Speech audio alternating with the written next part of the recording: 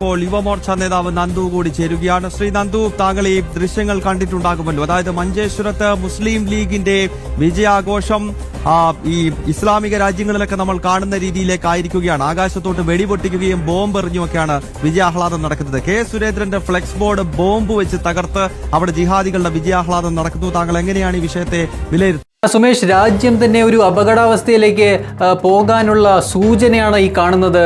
Bomb മാത്രമായിരുന്നില്ല, 2 മിസൈലും 3 Patton ടാങ്കും ഈ ഒരു വഴി പാസ് ചെയ്തതായിട്ട് എൻ്റെ ശ്രദ്ധയിൽപ്പെട്ടിട്ടുണ്ട്. അപ്പോൾ അതൊന്നും ലക്ഷ്യസ്ഥാനത്തോട്ട് എത്തിയിട്ടില്ല എന്നാണ് നമുക്ക് വിലയിരുത്താൻ കഴിയുന്നത്.